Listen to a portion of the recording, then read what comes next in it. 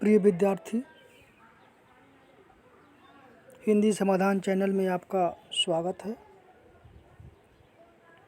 मैं सुरेंद्र प्रसाद, शिक्षक, Nehru intermediate college तरियां सुजान।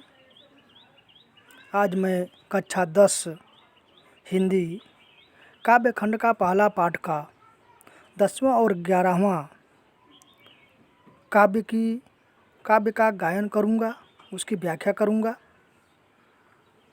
और काव्य सौंदर्य पर चर्चा करूंगा। आप लोग बने रहेंगे।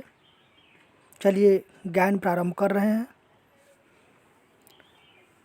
निर्गुण कौन देश को वासी, मधुकर कही समुझाई सौह दे, बूझति साचन हासी। को है जनक कौन है जननी, कौन नारी को दासी। कैसे वरन वेश है कैसो, कही रस में अभिलाषी। पावे गोपुनि कियो आपनो, जोरे करोगे गासी। सुनत मौन हुए रहियो बावरो, सूर सबे मत नासी। आशा है आप भी ऐसे ही इसका गायन करेंगे। चलिए, प्रस्तुत काव्य पंक्तियों में सूरदास ने निर्गुण ब्रह्म के बारे में उद्धव जी से गोपियाँ पूछ रही हैं। गोपियाँ निर्गुण ब्रह्म के बारे में उद्धव जी से पूछ रही हैं और उनसे कई प्रश्न कर रही हैं। उसी का वर्णन सूरदास ने इन पंक्तियों में किया है। चलिए आप हेडिंग दीजिए प्रसंग। अब प्रसंग पर चर्चा करेंगे।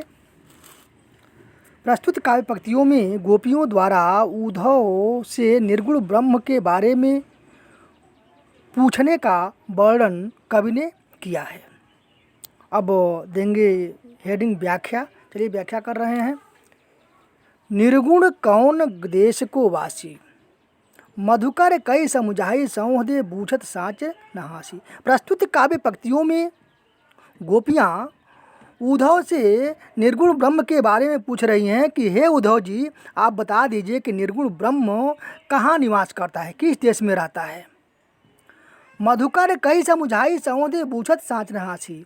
हे मधुकर, मधुकर मैंने भंवरा होता है, लेकिन यहाँ उद्धव से मतलब हे उद्धव जी, हमें समझा दीजिए। मैं सौंह देकर कहती हूँ कि आप मुझे समझा दीजिए। मैं सत्य में पूछ रही हूँ, हंसी नहीं कर रही हूँ कि निर्गुण कहाँ निवास करता है। मधुकर कई समुझाई सौह दे, हे उद्धव जी, आप मुझे समझा दीजिए। मैं सौंह देकर कहती हूँ, कसम देकर कहती हूँ। बूझत साच न हासी, मैं सत्य में पूछ रही हूँ, हंसी नहीं कर रही हूँ। को है जनक कौन है जननी, हे उद्धव जी, उस निर्गुण ब्रह्म के का पिता और माता कौन है। कौन नारी को दासी, और उसकी नारी स्त्री कौन है और उसकी दासी कौन है। कैसे वरन उसका रंग कैसा है, वेश है कैसा, वेशभूषा उसका है। कई रस में अभिलाषी, वह किस रस की अभिलाषा करता है, किस आनंद की अभिलाषा करता है या रखता है।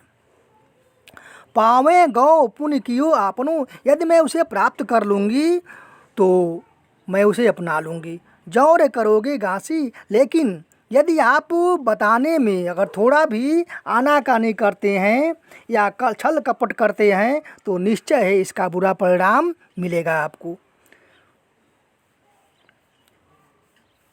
सुनत मौन हुए रहियो बावरे, इतनी बात जब उद्धव गोपियों के द्वारा सुनते हैं तो वे मौन मने चुप हो जाते हैं।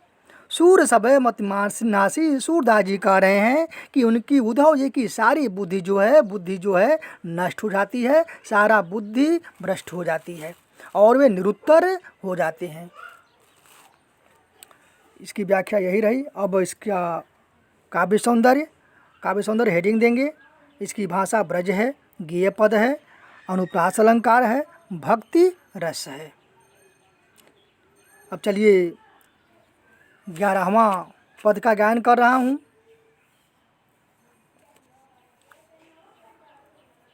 संदेशो देवकी सो कहियो, हो तो धाई तुहारे सुति की मया करत ही रहियो।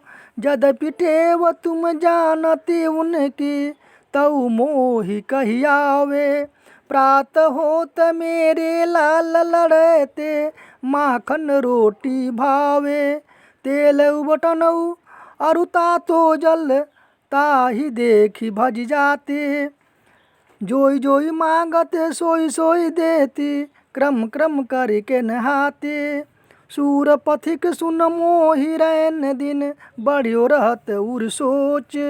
मेरो अलक लड़े तो मोहन वह करत संकोच। आशा है आप भी ऐसे ही इसका गायन करेंगे।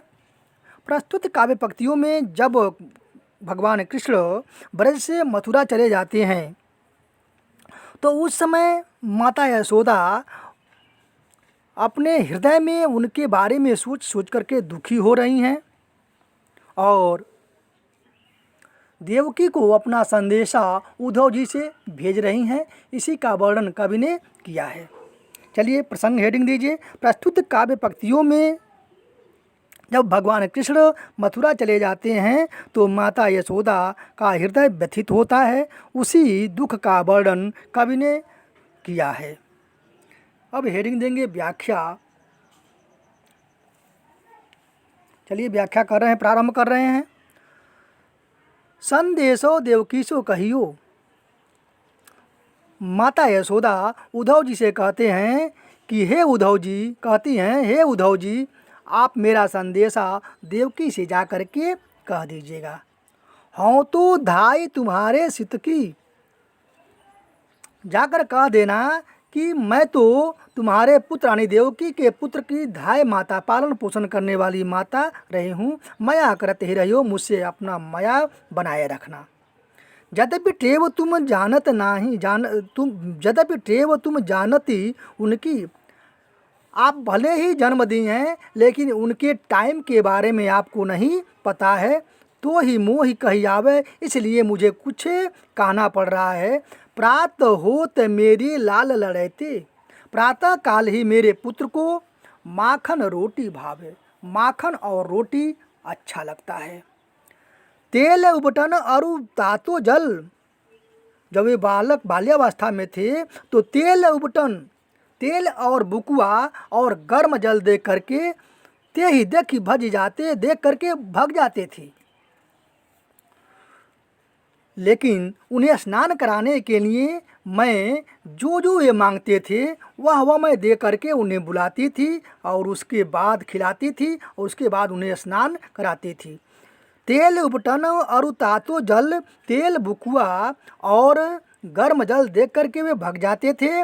उन्हें बुलाने के लिए वे जो मांगते थे वो मैं देती थी और वे क्रम से उसे क्या करते थे, खाते थे। उसके बाद मैं धीरे धीरे उन्हें स्नान कराती थी।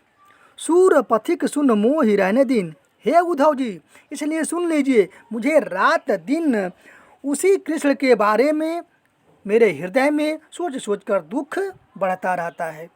मेरे अलक लड़ैते मोहन, मेरे प्यारे पुत्र मोहन कृष्ण जो है वहीं है कर संकोच, वहाँ जा कर के संकोच करते होंगे, देवकी से अपनी बात खुल कर के कह नहीं पाते होंगे। व्याख्या इसकी यही रही। अब हम इसके काव्य सौंदर्य पर चर्चा कर रहे हैं। काव्य सौंदर्य, भाषा ब्रज है, अनुप्रास अलंकार है, वात्सल्य रस है और गुण माधुर्य है, गेय पद है। इस प्रकार इसकी व्याख्या यहीं समाप्त होती है। धन्यवाद।